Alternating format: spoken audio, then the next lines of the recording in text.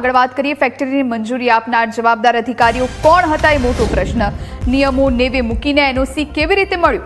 શું ફેક્ટરીમાં ફાયર સેફટીના નિયમોનું પાલન થતું હતું? તંત્ર એકબીજા પર દોષનો ટોપલો કેમ ઢોળે છે? સત્તાધીશો પોતાની નૈતિક જવાબદારીમાંથી કેમ છટકી રહ્યા છે?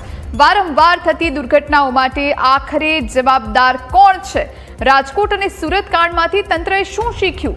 મોટી દુર્ઘટનાઓમાંથી તંત્રએ કેમ કોઈ ધડો ન લીધો? દુર્ઘટના પછી પણ જવાબદારો કેમ ખુલ્લા ફરે છે? તંત્ર માત્ર મોટી વાતો કરીને કેમ છટકી જાય છે એ મોટો પ્રશ્ન છે। સંવાદદાતા આશુતોષ આપણી સાથે જોડાયેલા છે। આશુતોષ, જેટલી પણ ઘટનાઓ અગાઉ થઈ એમાંથી કોઈ જ બોધપાઠ નથી લેવામાં આવ્યો તંત્ર દ્વારા અને હજુ પણ આવી ઘટનાઓ નહીં બને એની પણ કોઈ ગેરંટી નથી, એટલે શા માટે જે જવાબદાર અધિકારીઓ છે એ છૂટી જાય છે અને આ બધા જે નિર્દોષોના જીવ ગયા છે એમાં કોની જવાબદારી એ પણ મોટો સવાલ।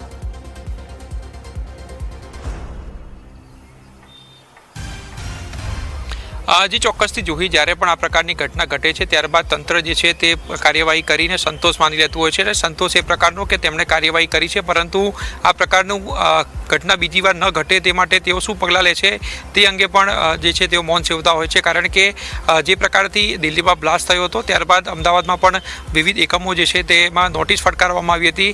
હું એ શબ્દ વાપરું કે નોટિસ, એક પણ એકમો જે છે તે સીલ કરવામાં નહોતા આવ્યા। હું ખુદ અમે શાળામાં ગયા હતા, અનેક ઇન્સ્ટિટ્યૂટ જે છે અને હોસ્પિટલમાં પણ જે છે તપાસ કરવામાં આવી હતી, બેન્ક્વેટોની અંદર પણ તપાસ કરવામાં આવી હતી। તેમાં ફક્ત તેઓએ એક નોટિસ આપી હતી કે તમે ફક્ત જે આ તમારે ત્યાં ઘટે છે તે લગાવી લો એટલે તમારું એકમ જે છે તે તમારે ફૂલ પ્રૂફ થઈ જશો। એટલે જે તે સમયે જો નોટિસ આપીને સીલ કરવામાં આવી હોત તો આ પ્રકારની ઘટના જે છે તે ન ઘટી હોત, પરંતુ જે તે સમયે પણ ફક્ત નોટિસ આપી અને આટલું કામ તમારે બાકી છે તે કરાવી લેજો તે પ્રકારનું જે છે નોટિસ આપવામાં આવી હતી। અને જો અધિકારીઓ જે છે તેમની સામે કાર્યવાહી કેમ નથી કરવામાં આવતી તે પણ એક સૌથી મોટો અહીંયા સવાલ છે। કારણ કે એસઆઈટીની રચના જે છે તે કરવામાં આવી છે, પરંતુ તેમાં પણ ફક્ત પોલીસના કર્મચારીઓનો સમાવેશ કરવામાં આવ્યો છે। તેમાં અમદાવાદ મ્યુનિસિપલ કોર્પોરેશનના એક પણ અધિકારી કે એક પણ કર્મચારીનો સમાવેશ જે છે તેમાં નથી કરવામાં આવ્યો। એટલે તમે સમજી શકો છો કે કોર્પોરેશનને પોલીસ વિભાગ જે છે તે પોતાની તપાસમાં ઇન્ક્લુડ કરવામાં નથી માગતી, કારણ કે તપાસમાં ક્યાંક ને ક્યાંક જે છે તે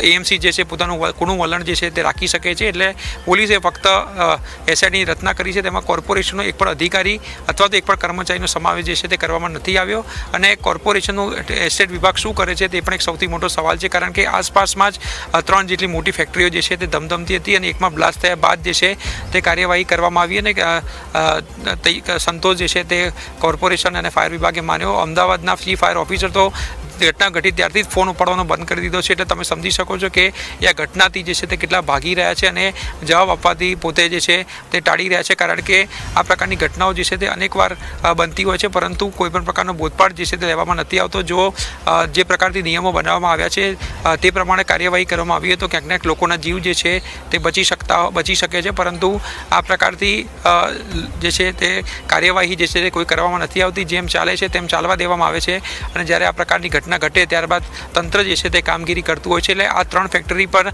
જો કોર્પોરેશન સીલ કર્યું હોય તો તેમને પહેલેથી ખ્યાલ જ હતો કે આ ફેક્ટરીઓ પાસે ન તો એની પાસે ફાયર એનઓસી છે, ન તો તેમની પાસે કોઈ પણ પ્રકારનું યોગ્ય બાંધકામ છે, પરંતુ તપાસ જે છે તે કરવામાં ન આવી અને ત્યાં ક્યાંક આ પ્રકારની ઘટના જે છે તે બની અને નિર્દોષ લોકોએ જે છે જીવ ગુમાવ્યો। 10 લોકો જે છે તે જીવ ગુમાવવાની કિંમત જે છે તે કોર્પોરેશન ક્યારે સમજશે તે પણ એક સૌથી મોટો સવાલ છે, કારણ કે આ પ્રકારની ઘટના ઘટતા જ તંત્ર જે છે તે કામે લાગતું હોય છે। હવે 1 કે 2 દિવસ સુધી તપાસ થશે, સીલિંગ કરાશે, પરંતુ ત્યારબાદ જે છે તે તંત્ર જે છે ફરું એવું ને એવું થઈ જશે। એટલે કોઈ પણ પ્રકારની કાર્યવાહી ફક્ત નામ પૂરતી 2 દિવસ જ કરવામાં આવતી હોય છે અને ત્યારબાદ કોઈ ધ્યાન જે છે તે આપતું નથી, પરંતુ જો કોર્પોરેશન આ પ્રત્યે ખૂબ જ ધ્યાન આપે તો ક્યાંક ને આ પ્રકારની ઘટનાઓ જે છે તે ટાળી શકાય છે।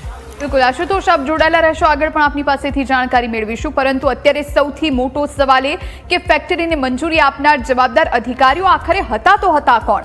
નિયમો નેવ મૂકી અને એનઓસી કેવી રીતે મળ્યું? શું ફેક્ટરીમાં ફાયર સેફટીના નિયમોનું પાલન થતું હતું ખરા? તંત્ર એકબીજા પર દોષનો ટોપલો કેમ ઢોળે છે? સત્તાધીશો પોતાની નૈતિક જવાબદારીમાંથી શા માટે છટકી રહ્યા છે? કારણ કે અહીં 10 લોકોના જીવ ગયા છે। આ પહેલા રાજકોટમાં પણ અગ્નિકાંડ બની ચૂક્યો છે અને સુરતમાં પણ બની ચૂક્યો છે। તેમ છતાં એવી બધી ઘટનાઓ પરથી પણ કોઈ જ બોધપાઠ અમદાવાદમાં તંત્ર દ્વારા લેવામાં નથી આવ્યો। વારંવાર થતી દુર્ઘટનાઓ માટે આખરે જવાબદાર કોણ છે અને જે જવાબદાર છે એનું નામ શા માટે સામે નથી આવતું એ પણ મોટો પ્રશ્ન છે. રાજકોટ અને સુરત કાંડમાંથી તંત્રએ શું શીખ્યું? મોટી દુર્ઘટનાઓમાંથી તંત્રએ કેમ કોઈ ધડો નથી લીધો? દુર્ઘટના પછી પણ જવાબદારો ખુલ્લા કેમ ફરે છે એ મોટો પ્રશ્ન છે. તંત્ર માત્ર મોટી વાતો કરીને કેમ છટકી જાય છે એ પણ મોટો પ્રશ્ન છે. તો ફાયર સેફટીના નિયમોનું શું પાલન થતું હતું કે કેમ? કારણ કે ગેરકાયદે આ ફેક્ટરી હતી જેમાં બ્લાસ્ટ થયો અચાનક અને જેમાં 10 લોકોએ પોતાના જીવ ગુમાવ્યા છે. આ ફેક્ટરીમાં કામ કરતા લોકો હતા અને જેમના મોત થયા છે. અત્યારે જે આરોપીઓ છે એમને કોર્ટમાં ચોક્કસથી રજૂ કરવામાં આવ્યા છે અને હવે પોલીસ દ્વારા તેમના રિમાન્ડની પણ માંગ કરવામાં આવશે. હવે તેમને કેટલા દિવસના રિમાન્ડ મળે છે એ પણ જોવું રહેશે. આ ફેક્ટરી કેટલા સમયથી ધમધમતી હતી અને સાથે સાથે તેમને આ ફેક્ટરીની મંજૂરી આપી તો આપી કોણે એ સૌથી મોટો સવાલ છે. આવી તો અનેક ફેક્ટરી હજુ પણ ધમધમી રહી છે. તેનું શું? આઉટપુટ એડિટર જીગર આપણી સાથે ફોન લાઈન પર જોડાયા છે. જીગર, દોષનો ટોપલો એકબીજા પર ઢોળવામાં આવતો હોય છે અને સાથે સાથે જે વ્યક્તિઓ ખરા અર્થમાં જવાબદાર છે એ છૂટી જતા હોય છે. હજુ આવા કેટલા નિર્દોષોનો ભોગ લેવાશે એ મોટો પ્રશ્ન.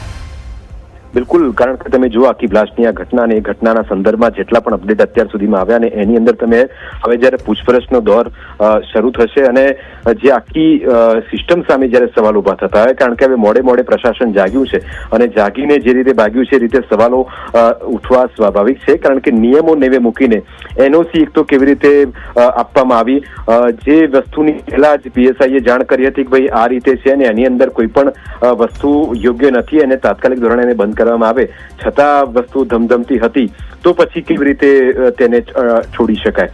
એટલે તંત્ર શા માટે આ મોટી મોટી વાતો કરે છે અને કેમ જ્યારે આ પ્રકારની ઘટનાઓને અંજામ આપવામાં આવે ત્યાર પછી કેમ વધારે એક્શનમાં પ્રશાસન આવતું હોય છે? કારણ કે ફેક્ટરીને મંજૂરી જે આપવામાં આવી, જો એકથી તમને ખ્યાલ હતો કે ભાઈ આ નિયમોની વિરુદ્ધ છે તો પછી એનઓસી કેવી રીતે મળ્યું એ સવાલ પણ એક સૌથી મોટો. અને અધિકારીઓ જે રીતે પોતાનો બચાવ કરી રહ્યા છે અને આજે જ્યારે જુઓ કે તમામ લોકોને રજૂ કરવામાં આવ્યા અને એ રજૂ કરતાની સાથે હવે એકબીજા પર આક્ષેપ પ્રત્યાક્ષેપની વાત થઈ રહી છે. એટલે કે ગઈકાલે પણ આપણે કહેતા હતા કે સંકલનનો અભાવ અહીં ખાસ જોવા મળી રહ્યો છે. એ પોલીસ ડિપાર્ટમેન્ટ હોય, એ કોર્પોરેશન હોય કે પછી આખી ફાયર વિભાગની ટીમ, એ સંકલનના અભાવના કારણે જ્યારે આ પ્રકારની ઘટનાઓ ઘટતી હોય અને એનું એક બીજું પરિણામ. ગઈકાલે જ્યારે આપણે આ અહેવાલ બતાવ્યો, બીજી ફેક્ટરીની પણ વાત કરી હતી અને એ વસ્તુને પણ આપણે ઉજાગર કરી હતી. પણ તમે જુઓ કે રાજકોટની અંદર, તક્ષશિલાની અંદર જ્યારે મોટી ઘટના ઘટે, રાજકોટના ગેમ ઝોનની અંદર જ્યારે મોટી ઘટના ઘટે, એના બીજા કે ત્રીજા દિવસે જ્યારે પ્રશાસન જાગે અને આ રીતની ગતિવિધિને અંજામ આપવા માટે સતત સર્ચ ઓપરેશન હાથ ધરે અને એ જગ્યાએ જ્યારે પહોંચે અને કહે કે ભાઈ અમે હવે કાર્યવાહી કરી છે, તો સવાલ એટલા માટે ઉઠે. અને એ સવાલો એટલા માટે ઉઠી રહ્યા છે કારણ કે અત્યાર સુધી જેટલી પણ ઘટનાઓ ઘટી એની અંદર નિર્દોષ લોકોના મોત થાય છે અને જવાબદારો સામે કોઈ પણ પ્રકારની કાર્યવાહી થતી નથી અને થાય તો એ પણ સમય ગયા પછી થાય છે. એટલે કે આ એ વસ્તુ સાબિત કરે છે કે અધિકારીઓ સામે હવે કયા પ્રકારની કાર્યવાહી થવી જોઈએ. કારણ કે હવે તમે જુઓ કે રવિવારની રજા, કોઈ અધિકારી ત્યાં ફરકાની, સતત આપણા સહયોગી મિહિર ત્યાં અહેવાલ પ્રકાશિત કરી રહ્યા હતા. આજે જ્યારે આદેશ આપવામાં આવ્યો કે અમે ભાઈ હવે ઠેર ઠેર જઈને ચેકિંગ કરીશું અને પ્રશાસન જાગી ગયું છે, કામગીરી કરશે, એટલે હવે સવાલ આ જ છે કે ક્યારે આ રીતની ગતિવિધિઓ બંધ થશે અને ક્યારે આ પ્રકારના જે ગતાગળા ચાલી રહ્યા છે પ્રશાસન દ્વારા એ અટકશે. જોઈએ જીગર આપનો, આશુતોષ આપનો અને જયેશ આપનો ખૂબ ખૂબ આભાર અમારી સાથે જોડાયા અને તમામ જાણકારી આપી તે માટે.